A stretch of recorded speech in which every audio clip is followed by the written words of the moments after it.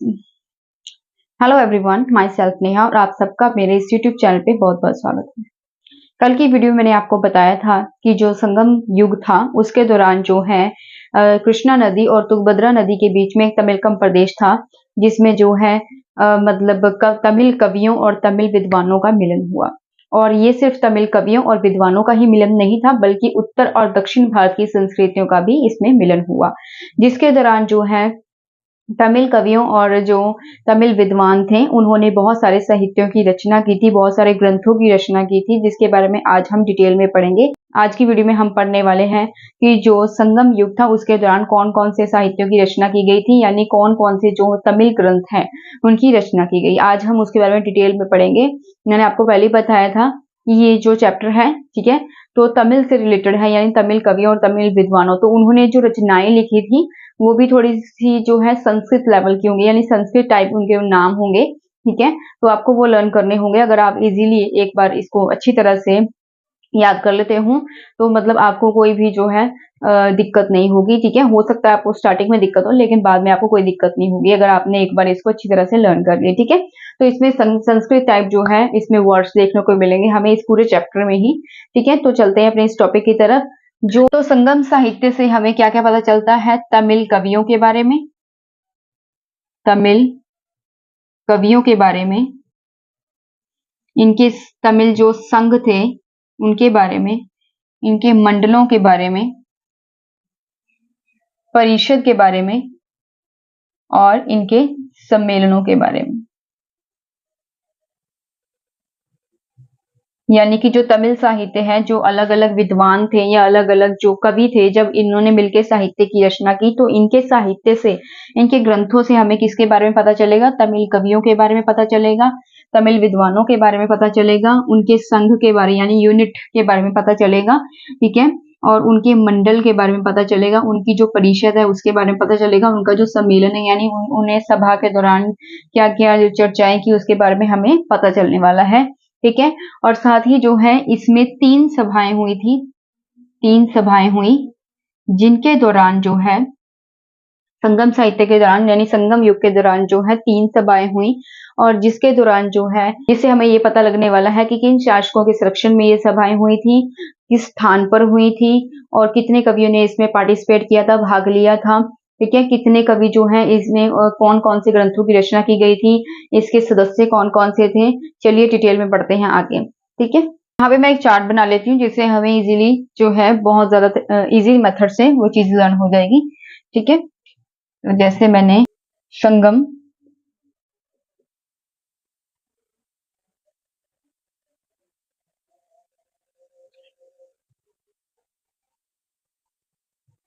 आयोजित स्थल,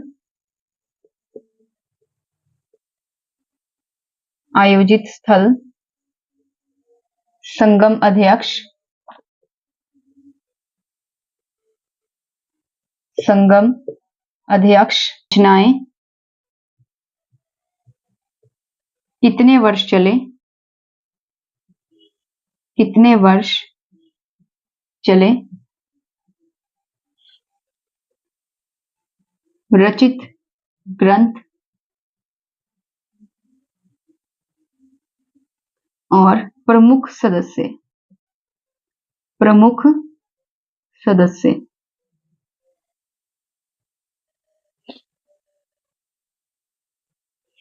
तो मैंने ये एक चार्ट बना लिया जिससे हमें इजी मेथड के थ्रू लर्न हो जाएगा, ठीक है। जैसे मैंने बताया था कि जो तमिल कवि थे और तमिल विद्वान थे उनके बीच में जो है 3 सभाएं हुई थी। 3 सभाओं के दौरान जो है 3 सभाएं हुई थी, मैंने आपको बता चुकी हूँ। 3 सभाओं के दौरान जो है किन किन स्थान पे ये सभा हुई, मीटिंग हुई, और कौन कौन से इनके अध्यक्ष थे 3 सभाओं के दौरान, इसकी सदस्य कितने थे, ठीक है। कौन कौन से शासकों ने इसे संरक्षण प्रदान किया, उनकी काउंटिंग कितनी थी, संख्या कितनी थी।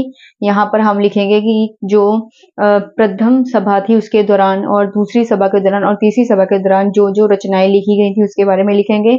यहाँ पर लिखेंगे हम कितने वर्ष तक ये जो है ग्रंथ चले। उसके बाद यहाँ पर हम लिखेंगे कि जो सभा हुई थी उसके दौरान प्रथम, दूसरी और तीसरी सभा के दौरान जो है कौन कौन से ग्रंथ रचित मतलब रचे गए, और उसके बाद जो है प्रमुख सदस्य कौन कौन से थे, ठीक है, इस सभा के। तो सबसे पहले बात करते हैं प्रथम सभा की। प्रथम प्रथम सभा के दौरान जो है आयोजित स्थल कौन सा है? मथुरा। यानी कि प्रथम जो सभा थी वो हुई थी मथुरा में, और संगम अध्यक्ष कौन से थे? ऋषि अगस्त्य। ऋषि अगस्त्य, ठीक है। उसके बाद है सदस्य संख्या कितनी थी? सदस्य संख्या थी 949, और संरक्षण शासकों की संख्या कितनी थी उस समय में? 89, ठीक है। 89 शासकों ने संरक्षण दिया। प्रकाशित रचनाएं जो है उनकी संख्या कितनी थी? 4499, और कितने वर्ष तक ये चले?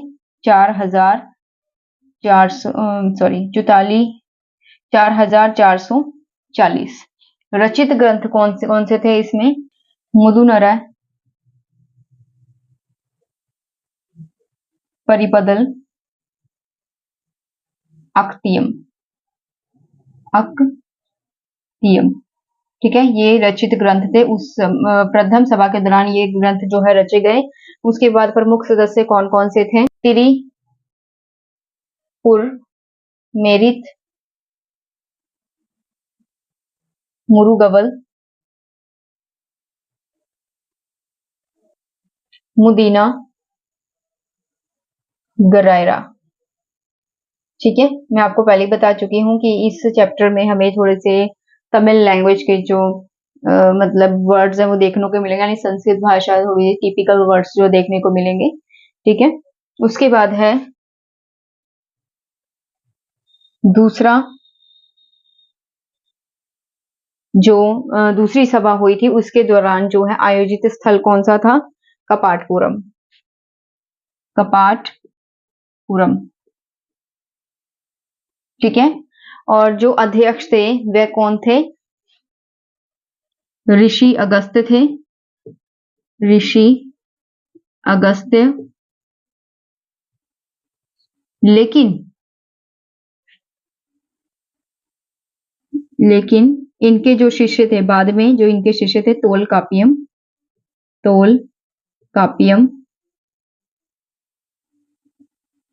वे इनके संरक्षण बने, अध्यक्ष बने। उसके बाद है इसकी सदस्य संख्या कितनी? 49, 59, प्रकाशित रचनाएं 3700, कितने वर्ष तक चले? 3700। अक्तियम, महापुराणम, भूतपुराणम, तोलकापियम,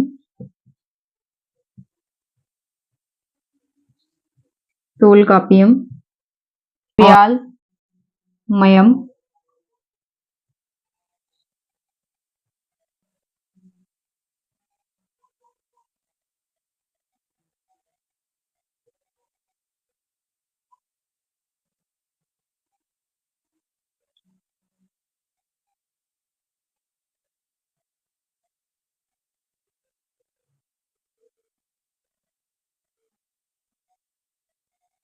ठीक है।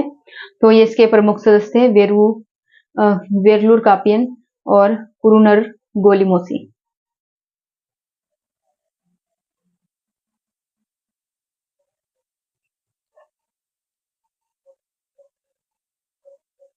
आयोजित स्थल था उत्तरी मदुरा, और इसका अध्यक्ष था नकीरर। इसकी सदस्य संख्या थी 49, और संरक्षण शासकों की संख्या भी 49 थी।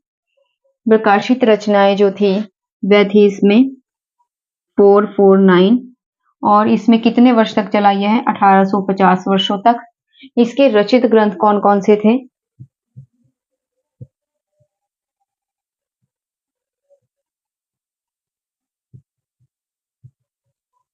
मेडुथोकै और कुरुनथोकै, परिपादल,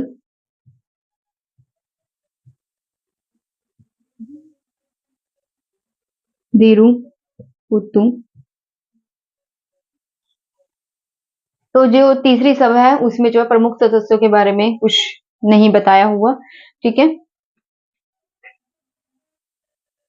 तो एक बार इसको रिपीट करते हैं, ठीक है। तो जो तमिल विद्वान थे और जो तमिल कवि थे, उन्होंने 3 सभाएं की थी। 3 सभाओं के दौरान उन्होंने जो है मतलब अलग-अलग जो है अध्यक्षों, तमिल कवियों और विद्वानों ने जो है 3 सभाएं की थी, जिसके दौरान जो है हम पढ़ते हैं क्या-क्या हुआ, ठीक है। प्रथम सभा के दौरान जो है आयोजित स्थल, यानी कि जो प्रथम सभा हुई थी, प्रथम मीटिंग हुई थी विद्वानों और कवियों के बीच में, वो हुई थी मदुरा में, ठीक है। इसके अध्यक्ष कौन थे? ऋषि अगस्त्य। और उस समय में जो है इस जो सभा थी, इसमें कितने मेंबर थे, कितने सदस्य थे? 949 मेंबर, ठीक है। और इसमें कितने शासकों ने जो है इसे संरक्षण प्रदान किया, उनकी संख्या कितनी थी? 89, यानी कि 99। और इसमें प्रकाशित रचनाएं, यानी कि कितने रचनाओं को जो है प्रकाशित करने की परमिशन मिली?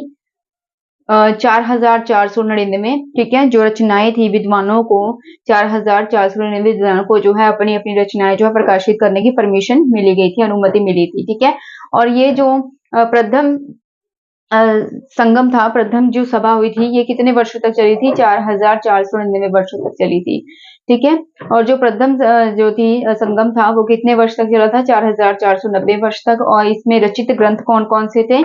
मुदुनरय, परिपदल और अक्तियम, ठीक है। ये 3 ग्रंथों की जो है रचना हुई थी प्रथम सभा के दौरान, ठीक है। उसके बाद है प्रमुख सदस्य कौन कौन से थे, ठीक है। तिरुपुरमेरित और मुरुगवल, मुदीना ग्रायरा, मुदीना मुदीना ग्रायरा, ठीक है। अब जो दूसरी सभा हुई थी, दूसरा संगम हुआ था, वो कहाँ पे आयोजित हुआ था? कपाटपुरम में। इसके अध्यक्ष कौन थे? ऋषि अगस्त्य। और बाद में जो है तोलकापियम हुए थे, क्योंकि जो तोलकापियम थे वो इनके शिष्य थे, ऋषि अगस्त्य मतलब संस्थापक ऋषि अगस्त्य थे। बाद में तो जो तोलकापियम थे, ठीक है, वो इसके अध्यक्ष माने गए। और उसके बाद जो है सदस्य संख्या कितनी थी इस संगम साहित्य में? जो है मेंबर थे वो कितने थे? 49। और उस समय जो संरक्षण जो है शासकों ने, कितने शासकों ने जो है संरक्षण दिया? 59। और कितने विद्वानों को, कितने कवियों को इसमें जो है अपनी रचनाएं प्रकाशित करने की अनुमति मिली थी? 3700, ठीक है। कितने वर्ष तक चला था ये भी 3700 वर्ष तक चला था। और इसकी जो रचित ग्रंथ है वो कौन कौन से थे? मतलब सेकंड जो संगम हुआ था, उसमें जो है रचित ग्रंथ कौन कौन से ग्रंथों की रचना हुई थी? अक्तियम, महापुराणम, भूतपुराणम, तोलकापियम और व्यालयम, ठीक है। प्रमुख सदस्य कौन कौन से थे जो दूसरा संगम था उसके दौरान? वेलुर कापियन और कुरुन गोलिमोसी, ठीक है। उसके बाद जो तीसरी संगम हुआ था, उसमें जो है वो कहां पर हुआ था? उत्तरी मदुरा में। इसके जो है अध्यक्ष कौन थे? नक्कीरर। और सदस्य संख्या कितनी थी? 49। और जो कितने शासकों ने, कितने राजाओं में जो है संरक्षण प्रदान किए थे? 49। प्रकाशित रचनाएं कौन कौन सी थी? मतलब प्रकाशित कितने तमिल कवियों और तमिल विद्वानों को अपनी रचनाएं प्रकाशित करने की अनुमति मिली थी? 449। और कितने वर्ष तक चले थे ये? 1850 वर्ष तक, ठीक है। रचित ग्रंथ कौन कौन से थे? मेडु पथोकै, कुरुन और परिपादल और पदीरुपुतु, ठीक है। और इसके जो प्रमुख सदस्य हैं उसके बारे में कोई चर्चा नहीं की गई है, ठीक है। आई थिंक आपको इतना समझ आया होगा। आगे चलते हैं। तो इन तीनों संगमों के दौरान जो है संरक्षण शासकों की संख्या कितनी थी? मतलब कितने शासकों ने इसे संरक्षण प्रदान किया था? 197 शासकों ने इसे संरक्षण प्रदान किया। और इसमें प्रकाशित रचनाएं कितनी थी? 8648। और इसमें कितने वर्ष तक यह चले? 9990 वर्ष तक यह चले। और इन तीनों संगमों का जो वर्णन है, ठीक है, उल्लेख है, वो हमें कहां पे मिलता है? इलिंगो एडिगल में। इलिंगो एडिगल, ठीक है। इलिंगो एडिगल में जो है हमें इन तीनों संगमों का उल्लेख मिलता है, जिक्र मिलता है, ठीक है। अब हम बात करने वाले हैं कला और वास्तुकला के बारे में। तो उस समय में जो अमीर लोग थे, वह घर बनाने के लिए ईंटों और चूने का इस्तेमाल करते थे, ठीक है। जबकि जो गरीब वर्ग के लोग थे, वे अपना घर बनाने के लिए जो है भूसे का इस्तेमाल करते थे और उससे झोपड़ियां बनाते थे, ठीक है। साथ ही में क्या है, और वह लोग जो है अपने घरों की दीवारों पर भित्ति चित्र बनाते थे और जो है नगर की सुरक्षा की तरफ भी पूरा ध्यान दिया गया था। नगर के चारों तरफ जो है गहरी खाई होती थी, ठीक है, जिससे नगर जो है सुरक्षित रहता था। अब जो है साहित्य के दौरान हमें एक जो है नगर के बारे में पता चलता है, उस नगर का नाम है पुहार। पुहार नगर में क्या होता था, जो पुहार नगर था उसे 2 भागों में बांटा गया था, ठीक है। बुहार नगर को 2 भागों में बांटा गया था और जो एक समुद्र के किनारे जो है, समुद्र के किनारे तो जो व्यापारी लोग थे, ठीक है, व्यापारी, कारीगर, दुकानदार जो होते थे, ठीक है, तो मतलब ये रहते थे। और मंदिर और नगर के बीचों बीच जो है एक आलीशान महल होता था, सुंदर आलीशान महल होता था, ठीक है। इस प्रकार से जो है नगर की निर्माण किया जाता था और जो नगर है, ठीक है, इस प्रकार से हम देखते हैं कि उनका जो और ललित कलाओं की तरफ भी उन्होंने बहुत ज्यादा ध्यान दिया। मतलब इस तरह से हम देखते हैं कि उन्होंने नगर की जो योजना है बिल्कुल अच्छे तरीके से जो है बनाई गई थी, ठीक है। आगे हम पढ़ने वाले हैं संगम साहित्य कुछ महत्वपूर्ण जो है ग्रंथों के बारे में। अब हम पढ़ने वाले हैं संगम साहित्य की प्रमुख कृतियों के बारे में। संगम साहित्य की प्रमुख कृतियां, ठीक है। यहां पर हम लिखेंगे काउंटिंग और यहां पर हम लिखेंगे यहां पर हम लिखेंगे कृतियां और यहां पर हम लिखेंगे उनके लेखक भी, किस किस लेखक ने जो है ये कृतियां रची, ठीक है। नंबर 1 पे है तोल कापियम, शिल्पादिकारम,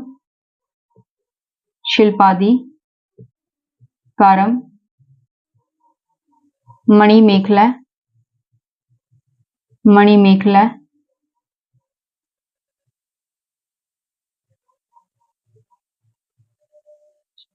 जीवक चिंतामणि,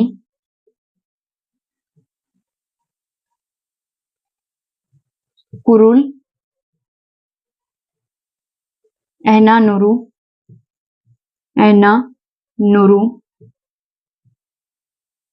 और मरु गरु पादय, ठीक है। अब हम देखते हैं कि ये कृतियां जो तोल काव्यम है इसके लेखक कौन थे। तोल काव्यम के लेखक थे तोल कापियर।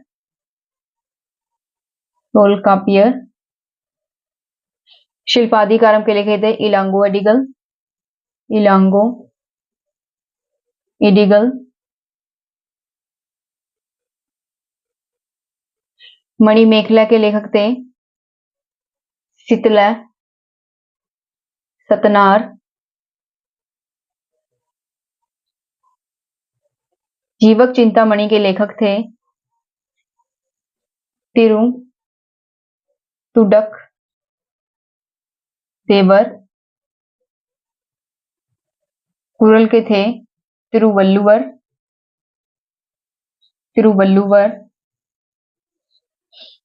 एनानुरू के लेखक थे सरमन। और जो मरुगरु पादे के लेखक थे नक्कीरर, ठीक है। इस प्रकार से जो संगम साहित्य उनकी प्रमुख कृतियां कौन कौन सी हैं, यहाँ पर कृतियां उनके लेखक हैं तोल कापियम जो कृति है इसके लेखक हैं तोल कापियर। देखिए इसके नाम से ही रिलेटेड है, ठीक है, और सिर्फ यहाँ पे म और र का फर्क है, ठीक है। उसके बाद है शिल्पादिकारम के लेखक का नाम क्या है, इलांगो एडिगल। मणिमेखला के जो है कृतियां, जो मणिमेखला है इसके लेखक का नाम है सितला सतनार। जीवक चिंतामणि के लेखक का नाम है तिरुतडंक देवर। कुरुल के लेखक का नाम है तिरुवल्लुवर। एनानुरू के लेखक का नाम है रुद्र सरमन और मरुगरुपादे का लेखक है जो उसका नाम है नक्कीरर, ठीक है। आपको स्टार्टिंग में टफ लगेगा ये लर्न करना, लेकिन अगर आप एक बार लर्न कर लोगे तो आपको कोई दिक्कत नहीं होगी आई थिंक। ठीक है, तो अब हम बात करने वाले हैं तमिल रचनाओं की। ठीक है, तमिल ग्रंथों की जो बहुत ज्यादा इंपॉर्टेंट है। ठीक है, प्रमुख रचनाएं, प्रमुख रचनाएं। ठीक है, सबसे पहले हम बात करते हैं तोलकापियम की। जो तोलकापियम ग्रंथ है इसमें बताया गया है, यह तमिल व्याकरण, तमिल व्याकरण का सबसे विस्तृत ग्रंथ है। और ये जो ग्रंथ है, ठीक है, इसमें जो है, और ये जो ग्रंथ है इसकी जो रचना है वो सूत्र के रूप में की गई है। ठीक है, और जो है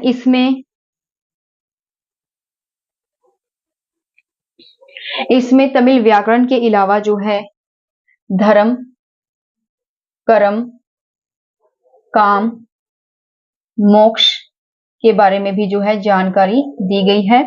और बाद में इस पर और भी कई कविताएं लिखी गई। ठीक है, और भी कविताएं लिखी गई। इसकी जो रचना है, इसकी रचना किसने की थी? तोलकापियर ने, तोलकापियर ने इसकी रचना की थी, और जो कि ऋषि अगस्त्य के 12 शिष्यों में से एक थे। ठीक है, ऋषि अगस्त्य के 12 सदस्यों में थे, 12 शिष्यों में से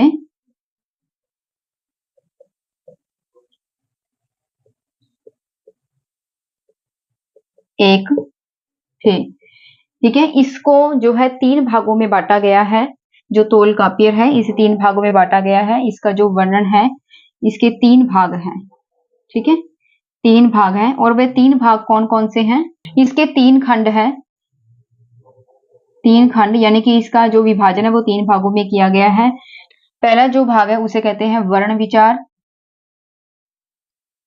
दूसरे भाग को कहते हैं व्युत्पत्ति,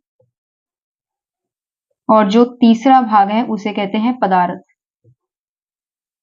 ठीक है, आई थिंक आपको इतना समझ आया होगा। तोलकापियम जो है तमिल व्याकरण का एक विस्तृत ग्रंथ है। विस्तृत का मतलब होता है बड़ा ग्रंथ है। ठीक है, जो कि तमिल व्याकरण का ग्रंथ है, और इसकी जो रचना है वो सूत्र के रूप में की गई है। इसमें तमिल व्याकरण के अलावा जो है धर्म, कर्म, काम और मोक्ष के बारे में भी जो है जानकारी मिलती है।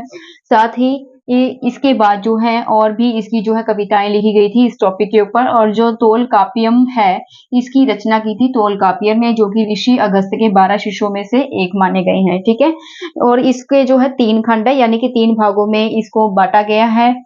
पहले भाग का नाम है वर्ण विचार, दूसरे भाग का नाम है व्युत्पत्ति, और तीसरे भाग का नाम है पदार्थ। आई थिंक आपको इतना समझ आया होगा। और आगे हम पढ़ने वाले हैं एतु तोक्का, यानी कि आगे हम पढ़ने वाले हैं नेक्स्ट ग्रंथ के बारे में जिसका नाम है एतु तोक्का। तो एतु तोक्के में जो है प्रेम विषयक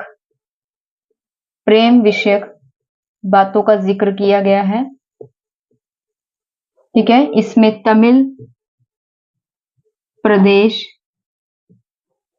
की भौगोलिक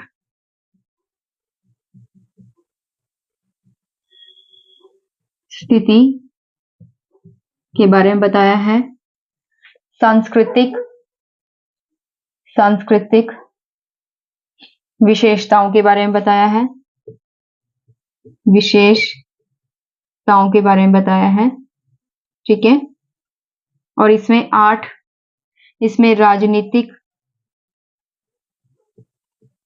विषय पर भी चर्चा की गई है। इसमें 8 जो ग्रंथ हैं, 8 ग्रंथों का उल्लेख किया, जिनमें से कुछ हैं नरीणई, पदिरुपुत, परिपादल,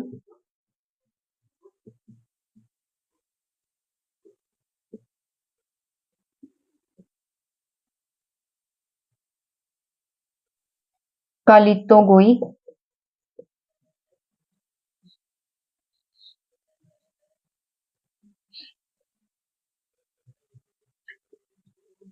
एग्ना नुरु, कुरुन दोगई, एहनानुरु, एहनानुरु। ठीक है, तो इन 8 ग्रंथों का उल्लेख किया गया है। अब हम बात करने वाले हैं नेक्स्ट ग्रंथ की। तो जो मणिमेखला है, इसमें हमें सामाजिक जीवन के बारे में जानकारी मिलती है। जो तमिल प्रदेश थे, ठीक है, तो वहां के जो लोग थे उनके सामाजिक जीवन के बारे में जानकारी मिलती है। साथ ही इसके जो रचयिता थे वो थे शीतला सतनार, शीतला सतनार। और जो शिल्पादिकारम है, इससे हमें जो है आर्थिक और सामाजिक विषय पर जानकारी मिलती है। उस समय की जो आर्थिक और सामाजिक हालत थी उसके बारे में जानकारी मिलती है। साथ ही जो है व्यापार के बारे में भी, विदेशी व्यापार था जो, उसके बारे में भी हमें जानकारी मिलती है, विदेशी व्यापार। ठीक है, साथ में हमें साथ ही इसके जो रचयिता थे वो हैं इलांगो अडिगल, इलांगो इडिगल।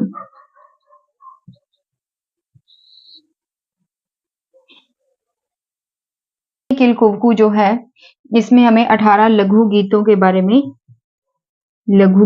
में जानकारी मिलती है, जिनमें से कुछ हैं कुरल पंथु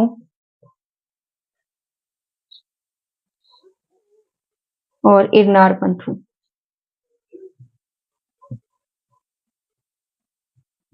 इनमें से कुछ जो है इन्नार पंथु, इनमें से जो है कुछ चोल और चेर, चोर चेल जो शासक थे, ठीक है, उनके प्रेम गीतों, युद्ध गीतों तथा राजनीतिक संघर्ष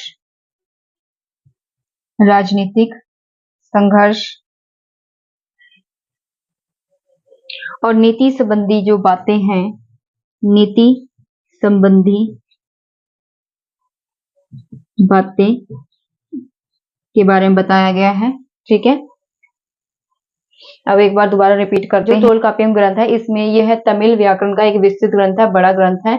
इसकी जो रचना है वो सूत्र के रूप में की गई है। इसमें तमिल व्याकरण के अलावा जो है धर्म, कर्म, काम, मोक्ष के बारे में भी जानकारी मिलती है। और इसके बाद इसमें इस टॉपिक पे जो है और भी कविताएं लिखी गई थी। इसके रचयिता कौन है? तोलकाप्पियर, जो कि ऋषि अगस्त्य के 12 शिष्यों में से एक माने गए हैं। ठीक है, ये 3 खंडों में विभाजित है। पहला खंड है वर्ण विचार, दूसरा खंड व्युत्पत्ति, तीसरा खंड है पदार्थ। उसके बाद है एतुतोक्या। जो एतुतोक्या ग्रंथ है, इसमें प्रेम विषयक बातें के बारे में बताया गया है, यानी प्रेम से संबंधित बातों के बारे में बताया गया है। और तमिल प्रदेश की जो भौगोलिक स्थिति है उसके बारे में बताया गया है, सांस्कृतिक विशेषताओं के बारे में बताया गया है, कल्चर के बारे में बताया गया है, और राजनीतिक यानी पॉलिटिक्स के बारे में भी इसमें बताया गया है। और इसमें 8 ग्रंथों का उल्लेख किया गया है। वे 8 ग्रंथ कौन कौन से हैं? नरिणई, पदेरुपुत्र, परिपादल और काली तोगई, पुरनानुरु, एग्नानुरु, कुरुदोगई और एहनानुरु। ठीक है, जो मणि मेखला है इसमें बताया गया है सामाजिक जीवन के बारे में, यानी उस टाइम पे जो तमिल जो लोग थे उनके सामाजिक जीवन के बारे में बताया गया। इसके रचयिता थे शीतला सतनार। जो शिल्पादिकारम है, इसमें आर्थिक और सामाजिक विषय पे हमें जानकारी मिलती है, और इसमें विदेशी व्यापार के बारे में भी जानकारी मिलती है, और इसके रचयिता थे इलांगो एदिगल। उसके बाद है पदीने किलकुवकु जो है, इसमें 18 लघु गीतों का जिक्र किया गया है। इनमें से कुछ हैं कुरल, नल दियर और नन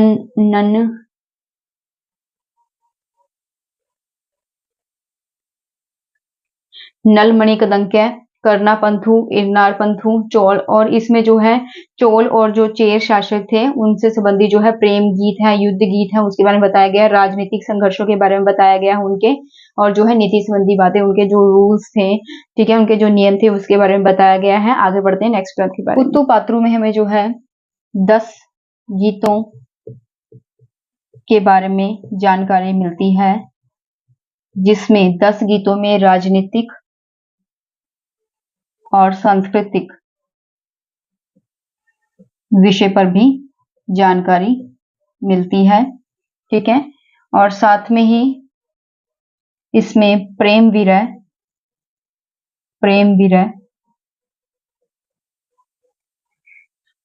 ग्राम्य विरह, ग्राम्य जीवन, विदेशी व्यापार,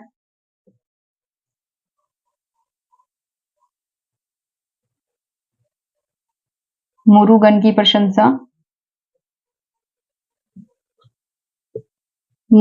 प्रशंसा तथा शासकों की प्रशंसा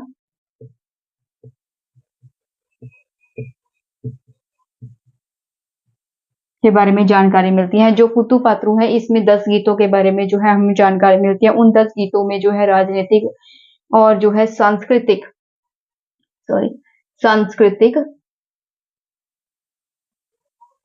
विषय पर जो है जानकारी मिलती है। और इसमें प्रेम वीर्य के बारे में जानकारी मिलती है। प्रेम में जो तड़प होती है उसके बारे में जानकारी मिलती है। ग्राम्य वीर्य, ग्राम्य का अर्थ होता है गांव। ठीक है, उसके बारे में जानकारी मिलती है। ग्राम्य जीवन के बारे में यानी गांव के जीवन के बारे में जानकारी मिलती है। मतलब गांव से जो लगाव होता है, जो प्रेम होता है, उसके बारे में जानकारी मिलती है। ग्राम यानी गांव में जो जीवन होता है उसके बारे में जानकारी मिलती है। विदेशी व्यापार के बारे में जानकारी मिलती है। मुरुगन की प्रशंसा यानी तारीफ की जो है बात करी गई है। और शासकों की प्रशंसा की गई है, यानी जो राजा थे उनकी भी तारीफ की गई है। ठीक है,